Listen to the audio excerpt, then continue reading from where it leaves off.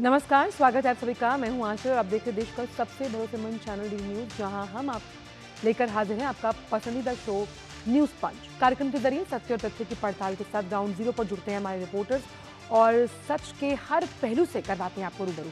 तो आइए सीधे रुख करते हैं इस वक्त की प्रमुख टॉप लाइन्स का न्यूज पंच में। और बात करेंगे हम आर्टिफिशियल इंटेलिजेंस की। कैसे सर्वजन हिताय यानी कि सभी के लिए है ये आर्टिफिशियल इंटेलिजेंस, जो कि रिस्पॉन्सिव होगा, ट्रांसपेरेंट होगा और आपके भय से नहीं बल्कि आपके भाग्य का फैसला करेगा। जिस तरह से आर्टिफिशियल इंटेलिजेंस समिट इम्पैक्ट चल रहा है भारत में, इससे जुड़ी तमाम बड़ी खबरें दिखाएंगे हम आज न्यूज पंच में। इसके बाद बात की जाएगी पश्चिम बंगाल को लेकर कि आखिरकार पश्चिम बंगाल में किस पर गिरेगी गाज और फिर से आखिरकार क्यों एसआईआर का जो मुद्दा है वो लगातार गरमा रहा है। कौन से वो मत जो तमाम वोटर्स हैं जिनके नाम कट सकते हैं, आखिरकार ये क्या वजह है, पूरा क्या मामला है, इस पर भी डालेंगे नजर। और फिर आपको लिए चलेंगे उत्तर प्रदेश, जहां योगी सरकार दिखा रही है सख्ती, क्योंकि अब जनता जनार्दन की आपको सुननी पड़ेगी। आखिरकार यही काम है जन प्रतिनिधियों का, और जन प्रतिनिधि अगर जनता की कसौटी पर खरा उतरना चाहते हैं तो उनकी समस्याओं को सुलझाना उनका परम कर्तव्य है। इस पर डालेंगे नजर, लेकिन सबसे पहले शुरुआत करते हैं हम आर्टिफिशियल इंटेलिजेंस समिट की खबर के साथ कि आखिरकार कैसे, जब हम बात करते हैं कि आर्टिफिशियल इंटेलिजेंस समिट जो है वो अपने आप में इतना अहम क्यों है, क्योंकि इसमें बात हो रही है मानव हित से जुड़ी हुई। आखिरकार ये मानव हित जन कल्याण से जुड़ा है, यानी सीधी बात ये कि आर्टिफिशियल इंटेलिजेंस का इस्तेमाल सोशल रिस्पॉन्सिबिलिटी के साथ किया जाए। उस मानव कल्याण की सोच को लेकर अलग अलग सेक्टर्स की हम बात करते हैं, जिसमें आपका हेल्थ, आपका एजुकेशन, सोशल रिस्पॉन्सिबिलिटीज भी आती हैं। और दिल्ली से यही संदेश दुनिया के लिए गया है। ये दुनिया को संदेश जाता हुआ कि ये प्लेज है कि एक रिस्पॉन्सिबल और अकाउंटेबल एआई को लेकर भारत एक प्रॉब्लम सॉल्वर और मल्टी फैसिलिटेटर के तौर पर हाजिर है आपके लिए। तो आइए आपको सुनवाते हैं कि आखिरकार जो दिग्गज जिन्होंने यहाँ पर वो भागीदार बने, उन दिग्गजों में यूएन के महासचिव एंटोनियो गुतेरेस भी थे, साथ ही साथ यहाँ पर सुंदर पिचाई भी थे, और कैसे उन्होंने टेक्नोलॉजी से जिंदगी को और बेहतर बनाया जा सकता है, इसके इस्तेमाल से कई ऐसी प्रॉब्लम्स का सॉल्यूशंस निकाला जा सकता है जो स्मार्ट हैं, ट्रेंडी हैं और टेक डिप्लोमेसी को भी आगे बढ़ाते हैं। आइए आपको सुनवाते हैं। AI must benefit everyone. Done right, AI can advance sustainable development goals, accelerate breakthroughs in medicine, expand learning opportunities, strengthen food security, bolster climate action and disaster preparedness, and improve access to vital public services. But it can also deepen inequality, amplify bias, and fuel harm. As AI's energy and water demands soar, data centers and supply chains must switch to clean power and shift costs to vulnerable communities. 10 years ago, a street vendor in Mumbai could not open a bank account. No address, no papers, no access. And today, the same vendor accepts payments on his phone, instantly.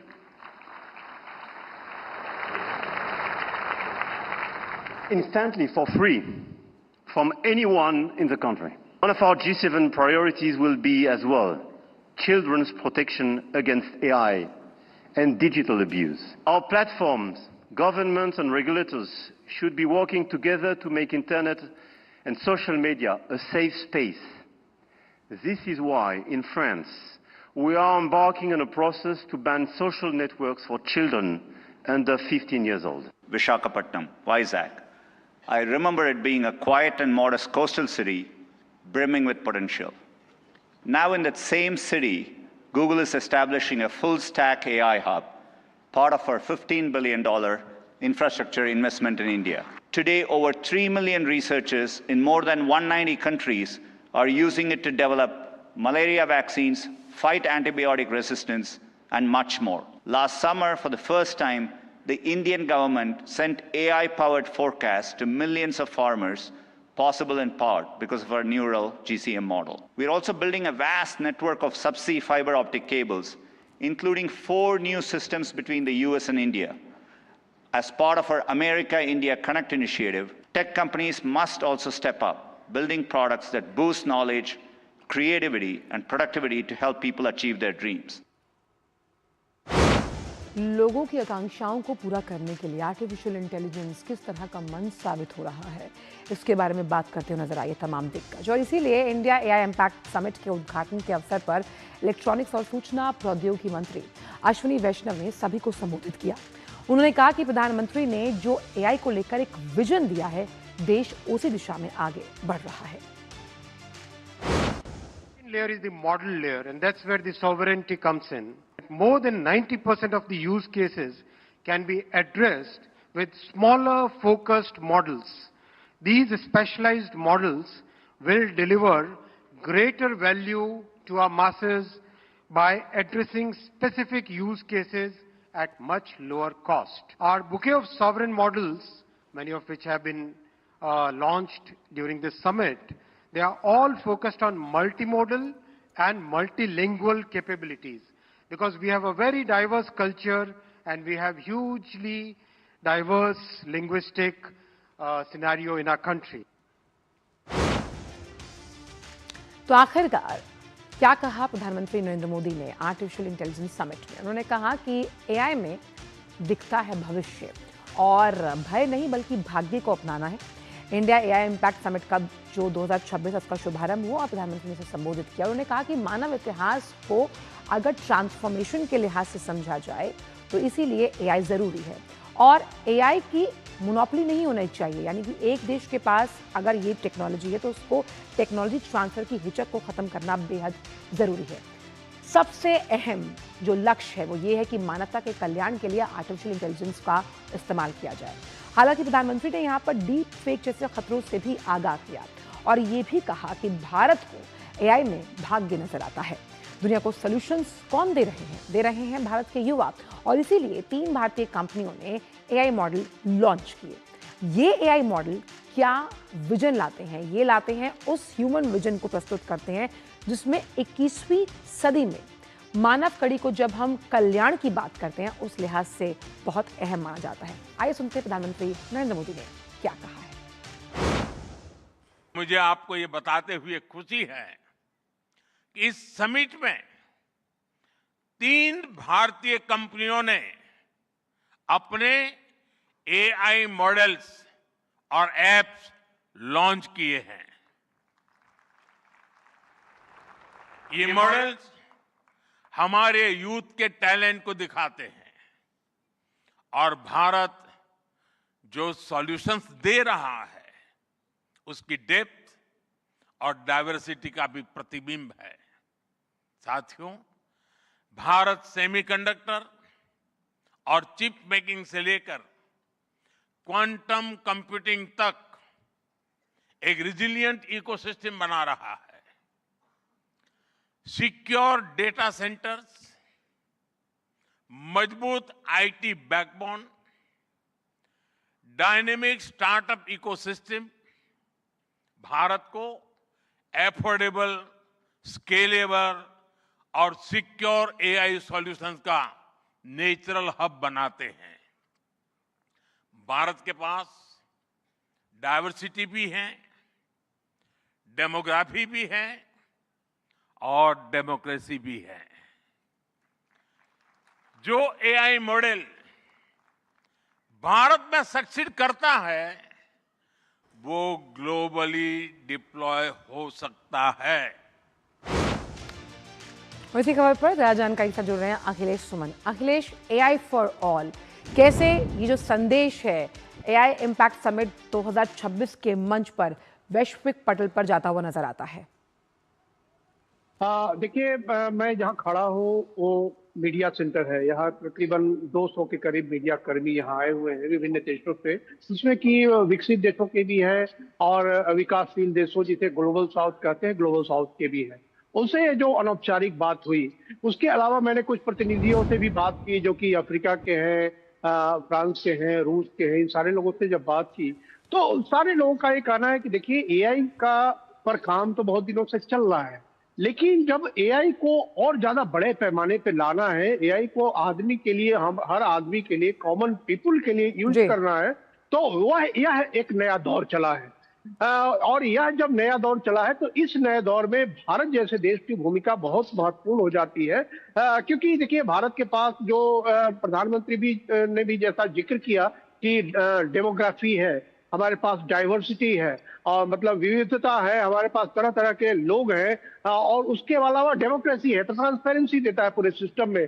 तो इस model में जितने की इतने ज्यादा data है हमारे पास, data की मतलब कि हमारा आपका व्यवहार, हम क्या खरीदते हैं, क्या बेचते हैं, हम किस तरह के रोग कहाँ होते हैं, किस तरह का मौसम कहाँ होता है, हमारे किसान किस तरह से कब ज्यादा फसल उगाना चाहते हैं, कब वहाँ कैसा मौसम होता है, ये सारे डेटा है। और ये सारे डेटा का सबसे बड़ा सेंटर जो है, चूंकि हमारी जनसंख्या सबसे ज्यादा है, 140 करोड़ की जनसंख्या है, इतना बड़ा डेटा दुनिया में किसी के पास नहीं, इतनी विविधताओं के बावजूद।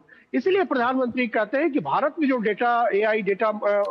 एआई मॉडल विकसित होगा, वो मॉडल पूरी दुनिया में कहीं के लिए भी काम कर सकता है। जो 2-3 प्रयोग हुए भारत में, एक तो प्रयोग हुआ पेटीएम का प्रयोग हुआ, डिजिटली किस तरीके से जो ट्रांजेक्शन्स है उसको डिजिटली हम उसको खरीद बिक्री में उपयोग कर सकते हैं। वो दुनिया का डिजिटल ट्रांजेक्शन का सबसे सफल प्रयोग है।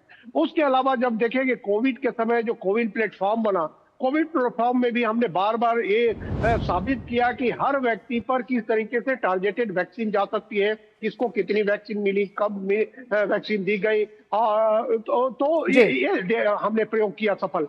और उसके अलावा हमारे पास कई एक्सपेरिमेंट हैं, जैसे हमारे यहाँ लाइवलीहुड प्रोजेक्ट जो चलता है, हमारे यहाँ जो अनाज दिए जाते हैं गरीबों को, रोजगार गारंटी जो स्कीम्स है, उन सारे से क्या क्या बदलाव आते हैं, उनके क्या क्या अनुभव है, जो पूरे ग्लोबल साउथ के लिए ये बहुत ही तस्वीर अपने आप में बहुत सशक्त है। और एआई के साथ अगर जोड़ा जाएगा तो निश्चित तौर पे यह एक क्विक एक एप्लीकेशन वाला एक बनेगा कि किस तरीके से कहां पे दुनिया में किस जगह कैसा मॉडल उपयोग किया जा सकता है। बिल्कुल, ये जो तस्वीर है ये अपने आप में बहुत पॉजिटिव और प्रगति सूचक है, जो आर्टिफिशियल इंटेलिजेंस को मानव कल्याण के साथ जोड़ रही है। बहुत बहुत शुक्रिया आपका अखिलेश, इन तमाम जानकारियों को हमसे साझा करने के लिए।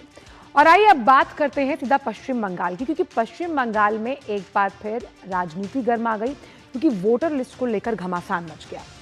राज्य मुख्य निर्वाचन अधिकारी के दफ्तर से एक ऐसी खबर आई जिसने हड़कंप मचा दिया। खबर 1,14,772 वोटर्स के नाम फाइनल लिस्ट से कट सकते हैं। चुनाव आयोग को इसमें किसी गहरी साजिश की बू आने लगी, क्योंकि आखिर समय रहते ये दस्तावेज अपलोड क्यों नहीं की गई? क्या ये जानबूझकर किया गया? ये तमाम सवाल है कि बंगाल में ये किसकी चाल है, और संदेह के घेरे में तमाम जो ईआरओ और एरो के तमाम जो ये अधिकारी हैं उन पर संदेह जा रहा है, और दिल्ली इस रिपोर्ट को भेजा जाएगा। तो आइए जानते हैं कि आखिरकार संदेह के घेरे में अधिकारी क्यों हैं, और ये पूरा का पूरा मामला है क्या। कि आखिरकार 1 लाख से ज्यादा जो वोटर्स हैं उनके नाम कटे, और इस नाम के कटने को अब साजिश करार दिया जा रहा है। अंतिम मतदाता सूची से नाम कट सकते हैं इन तमाम वोटर्स के, और जांच के घेरे में यानी अंडर द स्कैनर ईआरओ और एरो की भूमिका आ रही है, क्योंकि 14 फरवरी वो डेट था जब इन दस्तावेजों को अपलोड करना था, लेकिन 1,14,000 से ज्यादा लोगों के जो दस्तावेज हैं वो तय समय पर, जो समय सीमा थी, वो अपलोड ही नहीं किए गए, और अब ये दस्तावेज अपलोड नहीं किए जा सकते। इसीलिए अब इन जो अधिकारी हैं उनके खिलाफ सख्त कार्रवाई की जाएगी और दिल्ली रिपोर्ट भी भेजी जाएगी। तो 14 फरवरी की जो अपलोड करने की डेडलाइन थी, उस डेडलाइन तक दस्तावेजों को अपलोड नहीं किया गया। अब अपलोड नहीं किया गया तो उनके नाम अब लिस्ट में है नहीं, और इसीलिए उस लिस्ट से नाम कट सकते हैं। अब इस पर जमकर राजनीति भी हो रही है। भारतीय जनता पार्टी का मानना यह है कि जनता के बीच जब हम असंतोष पैदा करने की बात करते हैं तो एक असंतोष पैदा करने की सोची समझी रणनीति है तृणमूल कांग्रेस की। बीजेपी के अनुसार जिस तरह वरिष्ठ नागरिकों को केंद्रों पर बुलाकर आयोग के खिलाफ माहौल बनाने की कोशिश की गई, उसी तरह जानबूझकर दस्तावेज अपलोड नहीं किए गए ताकि नाम कटने पर लोग भड़के और कहीं ना कहीं माहौल बिगड़े। हम लोग बार बार दवा कर रहे थे ना कि 1 करोड़ से ज़्यादा इसमें फॉल्स वोटर है, फर्जी नाम है, तो 65 लाख तो निकल गया है और भी उतना ही लगभग है। लूटने वाले पार्टी है। आज उनको लग रहा है कि ये जो फर्जी वोटर है 1 करोड़ से ज़्यादा अगर निकल जाएंगे तो जीत नहीं पाएंगे। जो लीड है चोरी का वोट से लीड है उनका पूरा बंगाल में हमसे, तो इसीलिए आप मजबूरी है ये सब करने के लिए। और इसी पर ज़्यादा बात करने के लिए हमारे साथ सौरभ दत्ता जुड़ गए हैं। सौरभ, ये क्या गड़बड़ झाला है? हर रोज़ हम पश्चिम बंगाल से जुड़ी खबर दिखाते हैं और सोचते हैं कि कुछ पॉजिटिविटी होगी और एसआईआर की प्रक्रिया को सही से निभाने की कोशिश जो लगातार चुनाव आयोग कर रहा है उसमें अड़ंगे अटका रही है पश्चिम बंगाल सरकार। और अब माहौल ये कि जो तय समय सीमा थी उस समय सीमा पर जो वोटर्स हैं उनके दस्तावेज ही अपलोड नहीं किए गए। आचल देखिए, हर दिन अलग अलग हथकंडे सामने आ रहे हैं बंगाल में। ये जो नया जो बात है ये काफी गंभीर एक बात है, क्योंकि पहली बात ये है कि चुनाव आयोग का कहना है कि 14 फरवरी लास्ट डेट सिर्फ बंगाल के लिए नहीं था, पूरे 12 जो राज्यों में एसआईआर चल रहा है सबके लिए था कि आपको 14 फरवरी के अंदर जो सुनवाई की जो डॉक्यूमेंट्स है आपके पास वो आपको अपलोड करना है। ये over the phone, over the message, over the virtual meeting, सब में ये बात एकदम कान पकड़ कर बोल दिया गया था सबको। फिर भी जाके बंगाल के जब 14 तारीख पोर्टल अपने आप जब बंद हो गया, उसका एक टाइमर सेट कर 14 फरवरी के बाद वो खुलेगा नहीं, अपने आप वो बंद हो जाएगा, उसका सिस्टम ही ऐसा है, उसका टेक्निक ही ऐसा है। तो तब जब कोई डॉक्यूमेंट्स अपलोड नहीं कर पा रहे थे 14 फरवरी के बाद, तब जाके डीओज ने कहने शुरू कर दिए कि हमारे पास इतना बकाया है, कैसे ये सब होगा, डॉक्यूमेंट्स अपलोड होगा। तो चुनाव का कहना है आप इतने दिन क्या कर रहे थे? आपको तो 14 फरवरी का लास्ट डेट अल्टीमेटम आपको दिया गया था, फिर आपने काम नहीं किया क्या? चुनाव का कहना है कि दो चीज है आज। पहली बात ये है कि चुनाव का कहना है कि जितने सारे डॉक्यूमेंट्स हैं अगर उनको लगता है कि ये सारे डॉक्यूमेंट इल एलिजिबल है तो वो उनको खारिज कर सकते थे, और अगर लगता है कि ये एलिजिबल है तो वो उनको अपलोड कर सकते थे। लेकिन दोनों में कोई किसी भी कदम को उठाया नहीं गया। पहली बात ये है। अब सवाल ये उठ रहा है कि क्यों नहीं उठाया गया?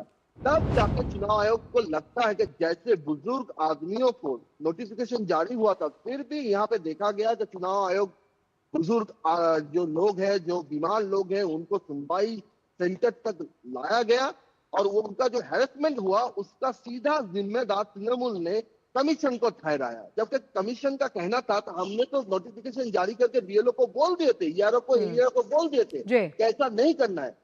इस बंगाल में देखा जा रहा है कि बेटे का पदवी अलग, बाप का पदवी अलग, और उनका डॉक्यूमेंट भी अपलोड नहीं हो रहा है। देखा जा रहा है कि 2 महीने से पहले बर्थ सर्टिफिकेट इश्यू हो जा रहा है, फिर भी वो अपलोड हो जाता है, ब्लैंक डॉक्यूमेंट्स अपलोड हो जाता है, पेपर का कटिंग अपलोड हो जाता है, ब्लड रिलेशन सर्टिफिकेट अपलोड हो जाता है। और इन सारे बातों को लेकर लास्ट जो कमीशन के आधिकारिक जो कहते हैं कि मंगलवार को सीएम ने नवान्ने से जो यहाँ का जो स्टेट सेक्रेटरी है वहां से जो प्रेस कॉन्फ्रेंस किया है, वहां के सीधे तौर से उन्होंने ये बात कहा है कि अगर कोई व्यक्ति जिनका ड्राफ्ट लिस्ट में नाम था और फिर देखेगा फाइनल लिस्ट के बाद नाम नहीं है तो आप समझोगे। बिल्कुल। तो ये जो समझौते वाली बात है ना, अकाउंटेबल चुनाव आयोग की तरफ निशाना घुमाया जा रहा है, तीर घुमाया जा रहा है। इसी को लेकर चुनाव आयोग का कहना है कि कहीं पे जाके ये प्लान फुली तो नहीं है। बिल्कुल। और इसीलिए बिल्कुल, और यही सवाल है जिसके जवाब चाहिए, और इसीलिए जब कार्रवाई की जाएगी और दिल्ली रिपोर्ट भेजी जाएगी तो बहुत से ऐसे परतें हैं जो खुलकर सामने आएंगी। बहुत बहुत शुक्रिया सौरभ इन तमाम जानकारियों को हमसे साझा करने के लिए। वक्त एक ब्रेक का, जल्द लौटते हैं न्यूज पंच में।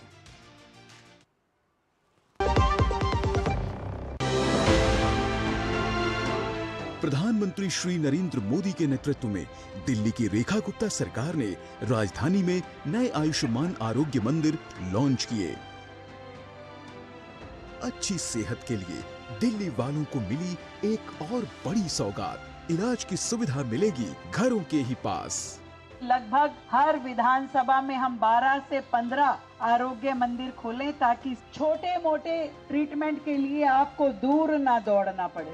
दिल्ली में अब आरोग्य मंदिरों की संख्या हुई 319। आरोग्य मंदिरों में करीब 80 टेस्ट होते हैं फ्री में मिलती है जरूरी दवाएं, मैटरनिटी केयर और वैक्सीनेशन की भी सुविधा। 1100 आयुष्मान आरोग्य मंदिर खोलने का है दिल्ली सरकार का इरादा।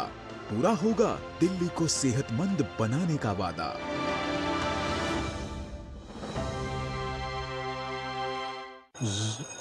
मैसेज डियर इन्वेस्टर, एक एक्सपर्ट स्टॉक टिप खास आपके लिए। ये ऐप डाउनलोड करो और पैसे डबल करो। एक्सपर्ट जी, बदमाश का बाप हूँ मैं। ऐप डाउनलोड करने से पहले मैं आपका पूरा रिपोर्ट कार्ड निकालूं। मैं मूर्ख नहीं हूँ। डिस्टेंस यूपीआई कहता है अगर कोई ऐसी सलाह दे तो पहले एडवाइजर की पूरी जांच कर ले और कहे मैं मूर्ख नहीं।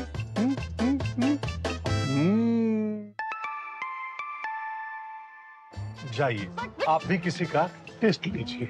बिजली का बिल, किराना, स्कूल फीस सब हो गया। बन गया बजट? हाँ, 5000 बच गए। तो नई साड़ी ले ले ना, पिछले महीने तो ली थी। एक और नहीं, पहले बजट बनाओ, फिर छोटी छोटी बचत को बैंक में सेव करो और पैसों को बढ़ते देखो। बढ़िया। जाओ भाई। आरबीआई कहता है वित्तीय समझदारी समृद्ध नारी।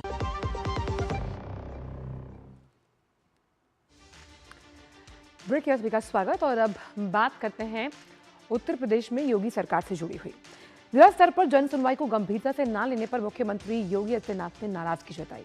समीक्षा में सीएम कार्यालय ने पाया कि मुख्यमंत्री के जनता दर्शन कार्यक्रम में ऐसे मामलों की संख्या बढ़ती जा रही है जिन्हें आसानी से जिला स्तर पर निस्तारित किया जा सकता है, लेकिन उसका समाधान हो सकता है। और सीएम की नाराजगी के बाद उनके कार्यालय की ओर से सभी पुलिस आयुक्त, जिलाधिकारी जो हैं उन्हें अब सख्त हिदायत दी गई कि वो रोज सुबह 10 से 12 बजे तक कार्यालय में उपस्थित रहें और जन सुनवाई करें। और इसीलिए योगी सरकार सख्त है। डीएम और एसएसपी को अल्टीमेटम दिया गया कि जो जन सुनवाई है किसी भी हालत में ढिलाई मंजूर नहीं की जाएगी। और सीधी मॉनिटरिंग कहां से होगी, इसकी मॉनिटरिंग अब सीएम ऑफिस से की जाएगी। तो आखिरकार जन सुनवाई को प्राथमिकता देने का जो ये नया आदेश है ये क्या कहता है? ये कहता है कि किस तरह से जो डीएम एसएसपी हैं उन्हें अब अल्टीमेटम दिया गया। योगी सरकार ने उन्होंने कहा कि जो जन सुनवाई है, जो जनता दर्शन में जनता के मामलों को लेकर जन सुनवाई होती थी, अब ढिलाई बिल्कुल भी नहीं होगी। इसको लेकर 2 टूक है। अब सीएम साहब के ऑफिस से सुबह 10 से 12 बजे तक जन सुनवाई करेंगे डीएम और एसएसपी। और ये जन सुनवाई जब इन 2 घंटों में होगी तो तमाम जो मुद्दे हैं उन्हें सुलझाने की कोशिश की जाएगी। डीएम और एसएसपी का अपने कार्यालय में रहना जरूरी है और इसकी सीधी मॉनिटरिंग सीएम ऑफिस से की जाएगी। सीधे सीएम के समक्ष रिपोर्ट प्रस्तुत होगी और अगर आप आदेश का पालन नहीं करते हैं तो आपके खिलाफ एक्शन भी लिया जाएगा। यानी सीएम ऑफिस से जो जनप्रतिनिधि हैं, जिस तरह से वह जनता दर्शन में अपनी अगर दिक्कतें, अपनी मुश्किलें, अपनी समस्याओं को लेकर आते हैं, उनकी सुनवाई करना ये आपका दायित्व है। और अगर आप इस दायित्व का निर्वहन नहीं करते तो फिर आप एक्शन के लिए तैयार रहिएगा। और इसीलिए जिस तरह से जो योगी सरकार है उसका ये मानना है कि ढिलाई मंजूर नहीं है, यही आपका काम है और अपने संवैधानिक पद के इस कर्तव्य का निर्वहन कीजिए। जिला स्तर पर जन सुनवाई निस्तारण से नाराज है सीएम कि जो मुद्दे उस जन सुनवाई में ही सुलझ सकते हैं, आखिरकार ढिलाई क्यों बढ़ती जा रही है। अधिकारी जन सुनवाई में अगर ढिलाई बरतते हैं, समस्या का समाधान अगर नहीं होता है तो क्या होता है, जनता को परेशानी होती है और सरकार की छवि खराब होती है। आखिरकार सरकार जब काम करती है जनप्रतिनिधियों के दम पर और वेलफेयर स्टेट मानी जाती है, वेलफेयर स्टेट यानी तमाम शिकायतों को सुनने का, सबकी समस्याओं के समाधान करने का काम सरकार का है। शिकायतों का त्वरित और गंभीर समाधान जरूरी है। इसी पर बात करने के लिए हमारे साथ विकास सिंह जुड़ रहे हैं। विकास, तो आखिरकार योगी सरकार की 2 टूक की जो जनता दर्शन है उसमें जन सुनवाई को प्राथमिकता तो दी ही जाए, बल्कि जो तमाम समस्याएं हैं उसका निस्तारण भी हो। जी बिल्कुल, अब मुख्यमंत्री कार्यालय से इसकी मॉनिटरिंग की जाएगी और ये तब हुआ जब मुख्यमंत्री योगी आदित्यनाथ लगातार जनता दर्शन करते हैं और उनके पास तमाम सारी ऐसी समस्याएं आती हैं जिस पर जिला लेवल के जो अधिकारी होते हैं वही उसका निस्तारण करने में पूर्णतः सक्षम है।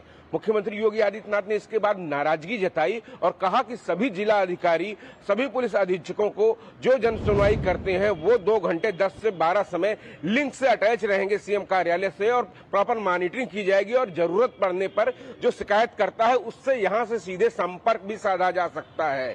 हर कार्य दिवस पर सुबह 10 से 12 बजे तक सभी जनपदों के जो मुख्यालय हैं जहां पर सुनवाई होती है वह सब सीधे मुख्यमंत्री कार्यालय से जुड़ेंगे, चाहे वह आयुक्त कार्यालय हो और चाहे वह पुलिस अधीक्षक का कार्यालय हो या चाहे जिला अधिकारी का कार्यालय हो। और ये सभी कार्यालयों में खासतौर से जिला अधिकारी हैं, पुलिस अधीक्षक हैं, ये भी अपनी अपनी जगहों पर मॉनिटरिंग करेंगे, चाहे वो समस्त थाने हो, सीओ ऑफिस हो, एसडीएम ऑफिस हो, वहां पर कैसे काम किया जा रहा है ये लोग उनकी निगरानी करेंगे। यानी आम आदमी की सहूलियत के लिए ये बहुत बड़ा फैसला लिया गया है। क्योंकि दर दर भटकता है आम आदमी, जो जिससे कहीं ना कहीं अगर कोई पीड़ित है तो वह कहीं ना कहीं दोषी मानता है सरकार को, जो है किसी अधिकारी को ना दोषी मानकर। तो सरकार ने स्पष्ट कहा है कि सरकार की छवि किसी तरह धूमिल ना हो। मुख्यमंत्री योगी आदित्यनाथ को हर आदमी की फिक्र है, उसकी समस्याओं का समाधान करने के लिए वो हर समय तत्पर रहते हैं। ऐसे में किसी अधिकारी द्वारा ढिलाई बरती गई तो उसके खिलाफ सख्त से सख्त एक्शन भी लिया जाएगा। बहुत बहुत शुक्रिया विकास इन तमाम जानकारी को हमसे साझा करने के लिए। तो आज के न्यूज़ पंच में इतना ही। कल आपसे फिर मुलाकात होगी कुछ नए मुद्दों के साथ। मुझे मेरी पूरी टीम को दीजिए इजाजत। नमस्कार।